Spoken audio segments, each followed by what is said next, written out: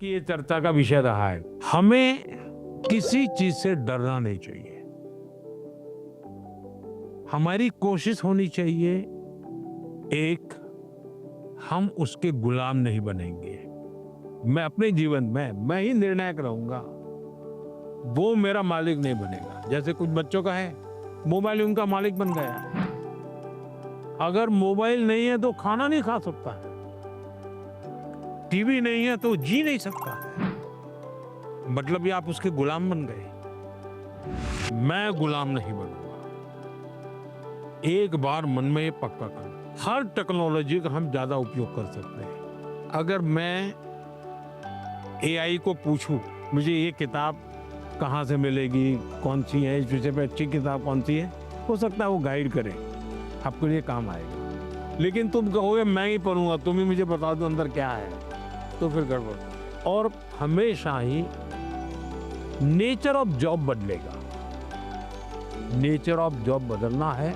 और पहले भी जब बैलगाड़ी में लोग जाते थे तो एक प्रकार का जॉब था, अब वो हवाई जहाज में जाने लगा तो बहुत कुछ बदल गया।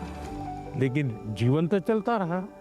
तो मैं समझता हूँ हमने टेक्नोलॉजी को समझना होगा, खुद का विस्तार करना होगा, उसमें उस टेक्नोलॉजी की ताकत को जोड़ना होगा, हमारे कामों में वैल्यू एडिशन करें।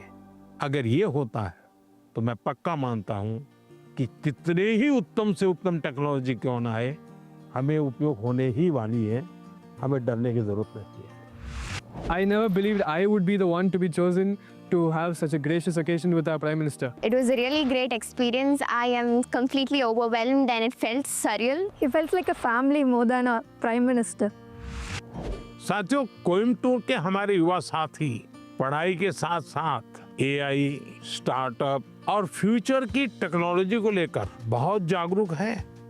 और मैं कह सकता हूँ यही तो है युवा भारत की युवा सोच, जो विकसित भारत 2047 के संकल्प को नीत नई मजबूती दे रही है। साथियों, परीक्षा पे चर्चा का मतलब ही है साथ बैठकर बात करना और एक दूसरे से सीखना। और इसी सिलसिले को आगे बढ़ाते हुए हमारी चर्चा कुछ हफ्तों के बाद कोयम्बटूर से निकल करके छत्तीसगढ़ की राजधानी रायपुर पहुंच गई। वहां भी बच्चों से मेरी बहुत दिलचस्प बातें हुई। और मैं कह सकता हूं सिर्फ बातचीत नहीं, बहुत मजेदार चीजें खाने का भी मौका मिल गया।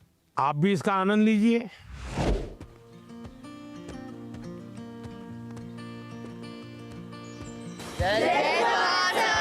जय जोहार। कुछ खिलाए पिलाए कि नहीं? सर, हाँ, आप भी बहुत सारी मीटिंग्स अटेंड करके आए हैं, आप भी हमारे यहाँ का खाना चाहेंगे? कैसे बनता है?